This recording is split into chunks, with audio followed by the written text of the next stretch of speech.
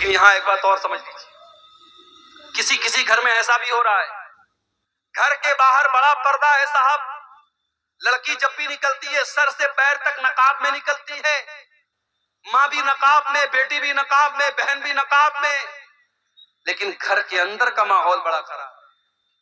گھر کے اندر بھابھی اور دیور میں بڑا ہنسی مذاق چل رہا ہے، دیور بڑی بےہودہ اور گندی گندی باتیں بھابھی سے کر رہا ہے، اور بھابھی کہتی ہے ارے یہ تو میرا دیور ہے، مذاق میں اڑا دیتی ہے۔ یہ یاد رکھنا چاہیے میرے بھائی، دیور اور بھابھی کا رشتہ غیر محرم کا رشتہ ہے۔ ہمارے اسلام میں بھابھی ماں کے برابر نہیں ہے اور دیور بیٹے کی برابر نہیں ہے۔ دیور اور بھابھی میں اگر بھائی کا انتقال ہو جائے تو وہ دیور اپنی بھابھی سے شادی کر سکتا ہے، یا بھائی اگر اپنی بیوی کو طلاق دے دے تو دیور بھابھی کی شادی ہو سکتی ہے، وہ غیر محرم کا رشتہ ہے۔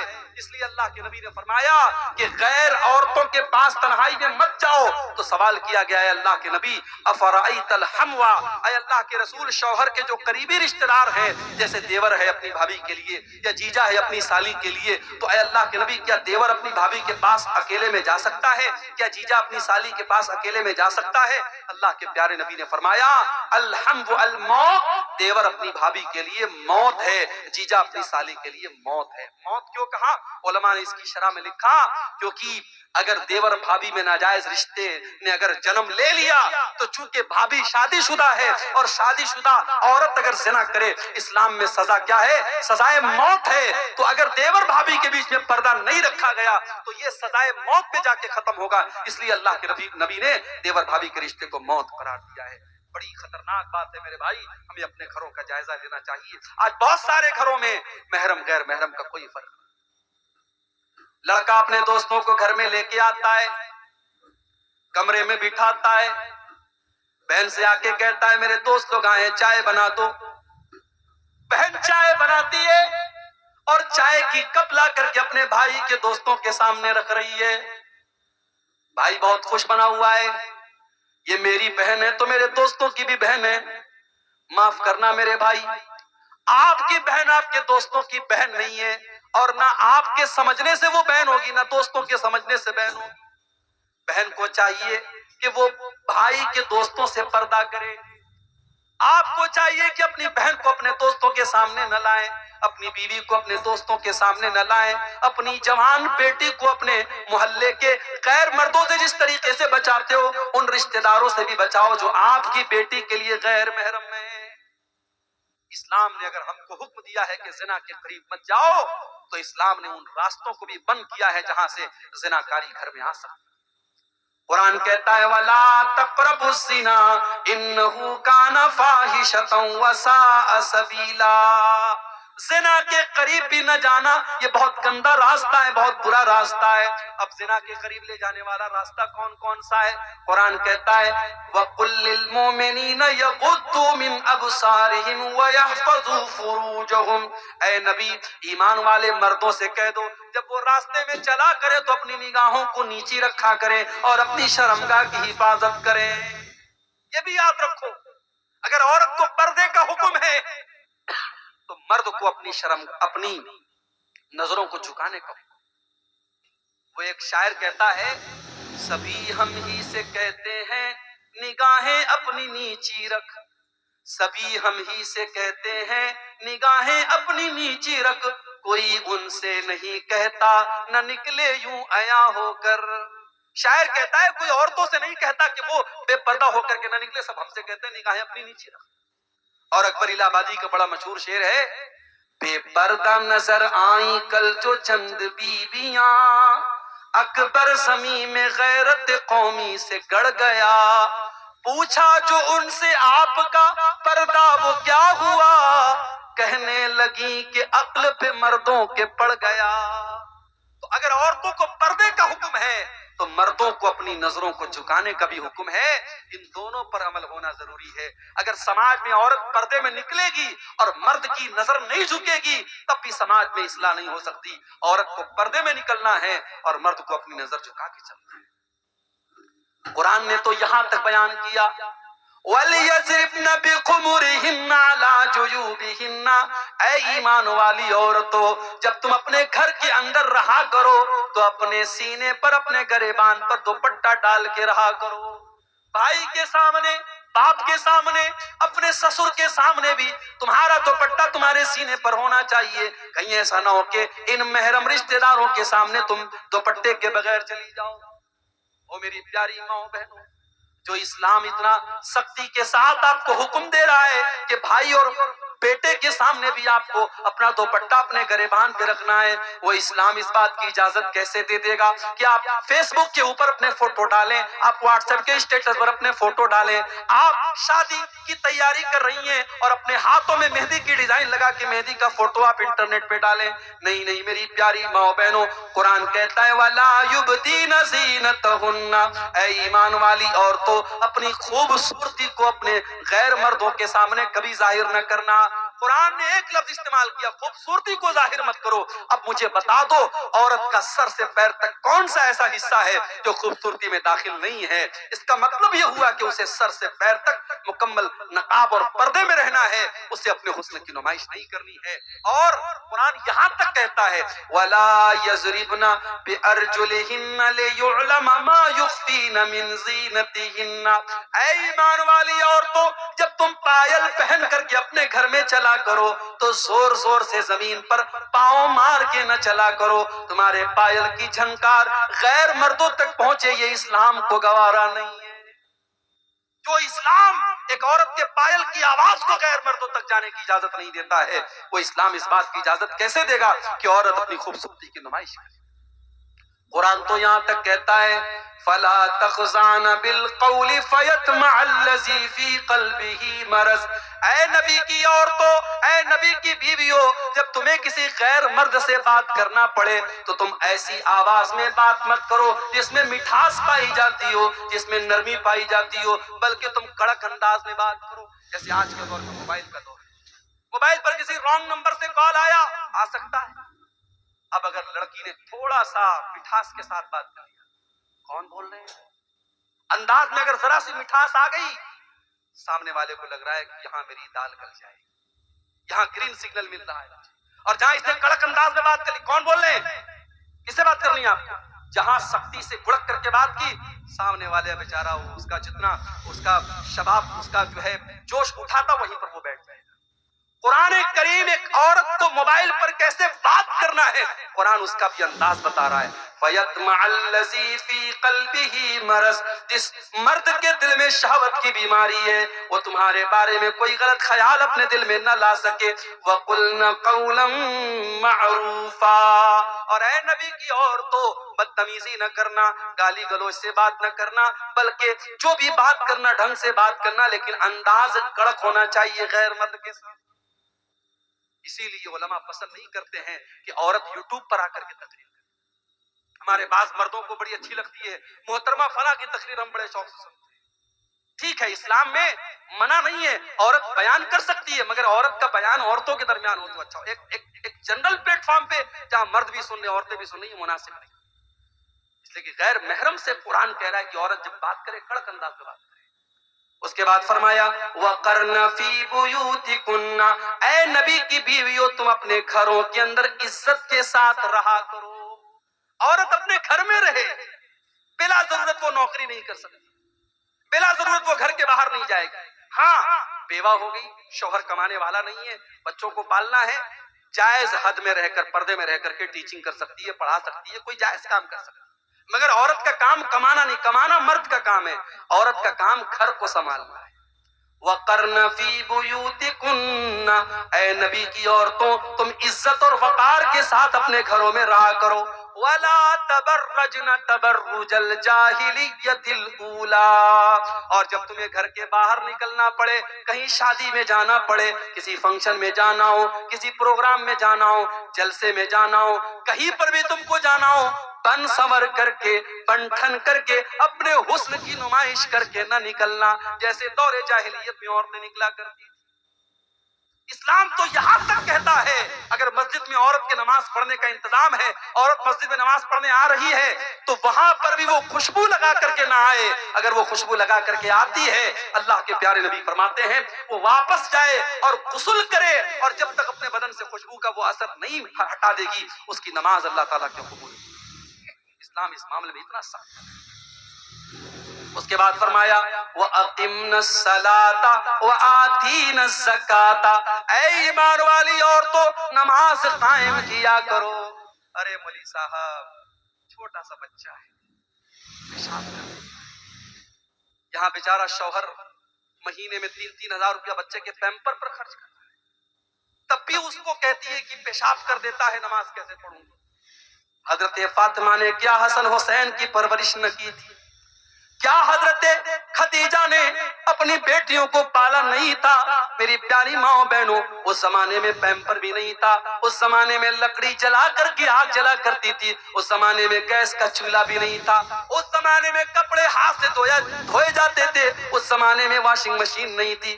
آج تو اللہ نے بہت ساری نعمتوں سے آپ کو نوازا ہے، آج تو گاؤں دیہات میں بھی یہ نعمتیں پہنچ چکی ہیں۔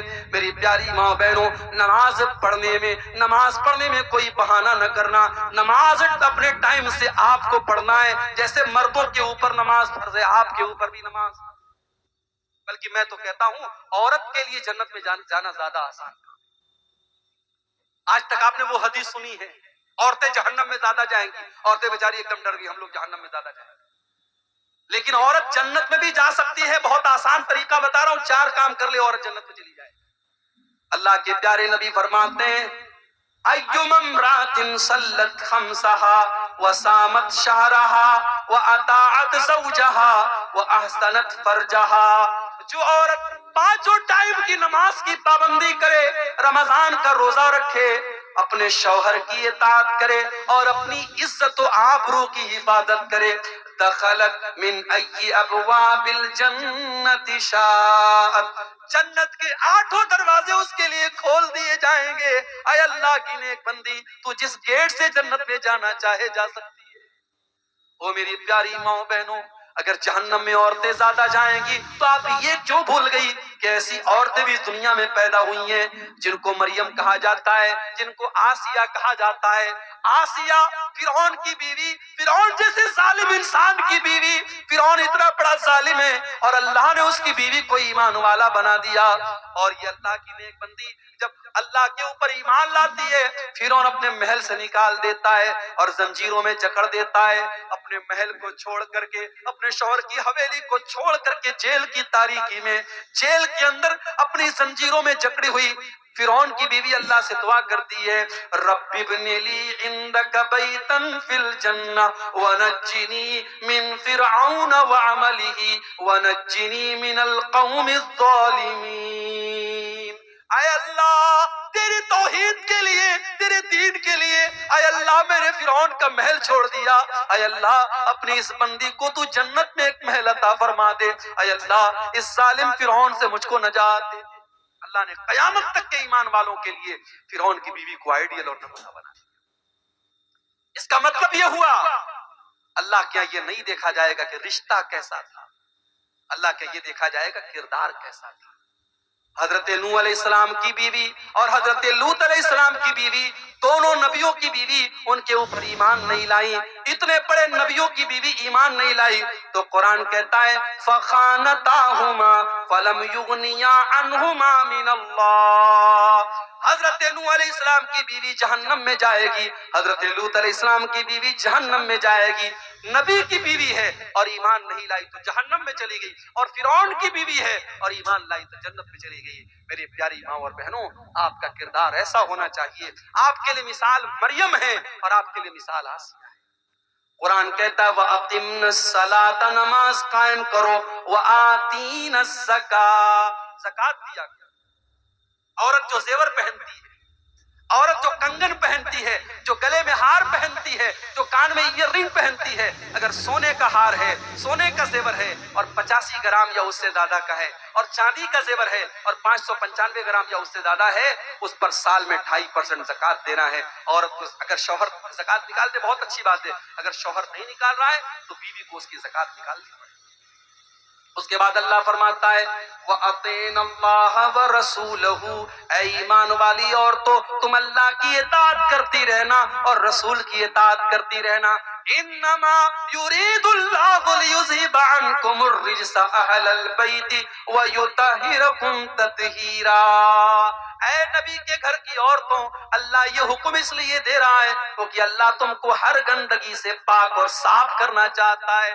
اس کے بعد فرمایا وَذُكُرْنَ مَا يُتْلَى فِي بُيُوتِكُنَّ مِنْ آيَاتِ اللَّهِ وَالْحِكْمَةِ، اے نبی کی عورتوں، تمہارے گھروں میں قرآن و حدیث کا درس ہوتا ہے، قرآن پڑھا جاتا ہے اور حدیث پڑھی جاتی ہے، اس کو یاد کیا کرو۔ آج ہماری عورتیں قرآن و حدیث کیا یاد کریں؟ بریلی کا نیوز آپ نے سنا ہوگا، مدرسے میں پڑھی ہوئی لڑکی آج مرتد ہو گئی اور کسی غیر کے ساتھ بھاگ گئی۔ یہ حالات ہو گئے ہمارے ملک کے، ہماری مسلمان بہن غیروں کے ساتھ فرار ہو رہی ہے۔ میرے بھائیوں، کہیں نہ کہیں پانی مر رہا ہے، کہیں نہ کہیں ہماری تربیت میں کوتاہی ہے۔ ہم نے اپنی بچیوں کو قرآن تو پڑھا دیا کسی مولوی صاحب کے ذریعے، مگر قرآن کا مطلب نہیں پڑھایا۔ ہم نے اپنی بچیوں کو کبھی مدرسے میں نہیں بھیجا، بچیاں اسکول گئیں، کالج گئیں، یونیورسٹی گئیں، پڑھ تو لیا، لکھ تو لیا، ایجوکیٹڈ تو بن گئی، مگر ہماری بچیوں کو دین کے بارے میں کچھ نہیں پتا۔ اللہ کے واسطے ہوش کا ناخن لو، اپنی بچیوں کو دین سکھاؤ، اپنی بچیوں کو اسلام سکھاؤ، اپنی بچیوں کو توحید سکھاؤ۔ اسی لیے حضرت علی فرماتے ہیں کہ قرآن کی جو یہ آیت ہے، اللہ فرماتا ہے قُوا أَنفُسَكُمْ وَأَهْلِيكُمْ نَارًا، اپنے گھر والوں کو جہنم کی آگ سے بچاؤ۔ حضرت علی کہتے ہیں اس کا مطلب کیا ہے؟ عَلِّمُوهُمْ وَأَدِّبُوهُمْ، اپنے گھر والوں کو دین سکھاؤ۔ یہ مدرسے جہاں بچے بچیاں پڑھ رہے ہیں، ان مدرسوں کے لیے آج بھیک مانگنی پڑتی ہے۔ آج ہمارے بنگالی زبان میں وہ بیچارے نظمیں پڑھ پڑھ کے اور شعر پڑھ پڑھ کے آپ سے چندہ مانگتے ہیں۔ ہونا تو یہ چاہیے تھا آپ خود آگے بڑھ کے دیتے، جس کی 10,000 کی طاقت ہے وہ 10,000 دیتا، جس کی 1,00,000 کی طاقت ہے وہ 1,00,000 دیتا، ان مدرسوں کے لیے بھیک نہ مانگنی پڑتی۔ مگر ہائے، آج ان مدرسوں کو ہم نے اتنا کمزور بنا دیا، جب تک گھر گھر جا کے لوگ بھیک نہ مانگے یہ مدرسے نہیں چل سکتے۔ میرے بھائیوں، اپنی بچیوں اور بچوں کو ان مدرسوں میں دین کی تعلیم دو، تبھی آپ کی بچیاں بچ سکتی ہیں۔ اور قرآن یہ بھی کہہ رہا ہے مسلمان کے گھر میں قرآن و حدیث کا درس ہونا چاہیے۔ اس لیے وقتاً فوقتاً، سال میں آپ نے ایک بار جلسہ کرا لیا بہت اچھی بات ہے، لیکن وقتاً فوقتاً کسی عالم کے ذریعے یا عالمہ کے ذریعے گھر گھر بھی چھوٹے چھوٹے پروگرام ہونے چاہیے، عورتوں کے مخصوص پروگرام ہونے چاہیے۔ آج کتنی عورتیں ہیں نماز کا طریقہ ان کو نہیں آتا، وضو کا طریقہ ان کو نہیں آتا، غسل کا طریقہ ان کو نہیں آتا، پاکی ناپاکی کے مسئلے ان کو نہیں آتے، توحید کا مسئلہ ان کو نہیں آتا، شرک کیا ہے ان کو نہیں آتا۔ کتنی عورتیں ہیں کتنے شرکیہ کاموں میں پڑی ہیں۔ میرے بھائیوں، قرآن کہتا ہے وَذُكُرْنَ مَا يُتْلَى فِي بُيُوتِكُنَّ مِنْ آيَاتِ اللَّهِ وَالْحِكْمَةِ، اے نبی کی عورتوں، اپنے گھروں میں قرآن و حدیث جو پڑھا جاتا ہے اس کو یاد کرو۔ اور آخری دو بات بیان کر کے بات ختم کر رہا ہوں، کہ آپ سردی میں بیٹھے ہیں، مجھے احساس ہو رہا ہے میں اس اسٹیج پر بیٹھا ہوں، یہاں لوگ بیٹھے ہیں، سردی کم محسوس ہو رہی ہے، آپ کو زیادہ محسوس ہو رہی ہوگی۔ دو باتیں اور آپ کے سامنے رکھتا ہوں۔ گھر کو اگر جہنم کی آگ سے بچانا ہے میرے بھائی، گھر میں محبت پیدا کرو، بیوی اپنا حق ادا کرے، شوہر اپنا حق ادا کرے۔ آج شوہر آتے ہیں مولوی صاحب ایسی تقریر کیجیے عورت ایک دم میری خدمت گزار بن جائے۔ عورتیں یہ چاہتی ہے ایسی خدمت ایسی تقریر کرے کہ شوہر بالکل ان کے تابع دار ہو جائیں۔ بیوی چاہتی ہے شوہر اس کا حق ادا کرے، شوہر چاہتا بیوی اس کا حق ادا کرے۔ آؤ اپنے نبی کے پاس چلتے ہیں۔ اللہ کے پیارے نبی صلی اللہ علیہ وسلم سے پوچھا گیا ایُّ النساء خیر، اے اللہ کے نبی کون سی عورت سب سے اچھی عورت ہے؟ بڑے غور سے سننا میری ماں، رات رات بھر آپ نے تہجد پڑھ لیا ہوگا، ہو سکتا ہے آپ نے ہر مہینے 3 نفلی روزے رکھے ہوں گے، ہو سکتا ہے آپ روزانہ 5 پارے قرآن کی تلاوت کرتی ہوں گی، مگر اللہ کے نبی سے جب پوچھا گیا کہ کون سی عورت سب سے اچھی عورت ہے، نبی نے فرمایا 3 کوالٹی جس کے اندر پائی جائے، 3 چیزیں جس عورت کے اندر پائی جائیں وہ سب سے اچھی عورت ہے۔ التی تسرہ اذا نظر، جب شوہر دیکھے تو خوش ہو جائے۔ یا تو الٹی بات، شوہر گھر میں آتا ہے، بال بکھرا ہے، کپڑے مہک رہے ہیں پسینے سے، تیل کی بدبو آ رہی ہے، مسالے کی بدبو آ رہی ہے، ہاں شادی میں جانا ہے تو 1 گھنٹے وہ پورا میک اپ کرے گی، پورے چہرے پر کریم پوتے گی اور پاؤڈر لگائے گی، اور آج کل تو ماشاءاللہ ایسا میک اپ چل رہا ہے کہ اگر عورت جو ہے اس کے موبائل پر اگر وہ فیس لاک لگا لے اور میک اپ کر کے اپنے موبائل پر فیس وہ اوپن کرنے کی کوشش کرے تو موبائل کہے گا محترمہ کون ہے آپ، بچہ نہیں پہچانے گا ماں کو، ایسا میک اپ ہو رہا ہے بیوٹی پارلر کے اندر۔ تو شوہر کے لیے کوئی میک اپ نہیں کر رہی ہے، جبکہ تیرے میک اپ کا حقدار تیرا شوہر ہے۔ جب تجھ کو معلوم ہے میرا شوہر رات کو 10 بجے آتا ہے، 9 بجے بیٹھ جا میرر کے سامنے، آئینے کے سامنے، اور اپنے آپ کو اتنا سجا لے، اتنا سوار لے، اتنا خوبصورت بنا لے کہ شوہر جب باہر کی ٹینشن لے کے آئے اور بیوی کا چہرہ مسکراتا ہوا دیکھے، اس کے بدن کی خوشبو کو محسوس کرے، تو شوہر کی ساری تھکاوٹ دور ہو جائے۔ التی تسرہ اذا نظر، جب شوہر دیکھے تو خوش ہو جائے۔ دوسری چیز وَتُطِيعُهُ إِذَا أَمَرَ، جب شوہر کوئی حکم دے تو مانے۔ یہاں تو ہوتا ہم کیوں مانے؟ ہم کوئی اس کی نوکرانی ہے؟ نوکرانی کی بات نہیں ہے۔ میاں بیوی کا رشتہ کوئی مالک اور نوکرانی کا رشتہ نہیں ہے، مگر ہاں اسکول میں ایک پرنسپل ہوتا ہے، ایک ٹیچر ہوتا ہے، ٹیچر کو اسی حساب سے پڑھانا ہے جیسے پرنسپل کہہ رہا ہے۔ اگر ہر ٹیچر پرنسپل بنے گا، اسکول بند کرنا پڑے گا۔ گھر بھی ایک اسکول ہے اور گھر کا پرنسپل مرد ہے اور عورت اس کے انڈر میں کام کرے گی۔ اگر شوہر کی کوئی بات ہے تو بیوی کو چاہیے کہ مانے۔ اللہ کے نبی نے تو یہاں تک کہا۔ دیکھیے یہ حدیثیں سن کر کے ہمیں عجیب لگتا ہے اللہ کے نبی نے ایسا کیوں کہا، مگر جب ہم پریکٹیکل سماج میں دیکھتے تو ہم کو لگتا ہے کہ واقعی اللہ کے پیارے نبی نے بڑی سچی بات کی۔ آپ نے فرمایا اگر شوہر اپنی بیوی کو اپنے پاس بلائے، بیوی کو چاہیے اپنے سارے کام چھوڑ کر کے شوہر کے پاس جائے، وَإِن كَانَتْ عَلَى التَّنُّورِ، یہاں تک کہ اگر وہ چولہے پر روٹی پکا رہی ہے، چولہے پر ہے تب بھی وہ جائے۔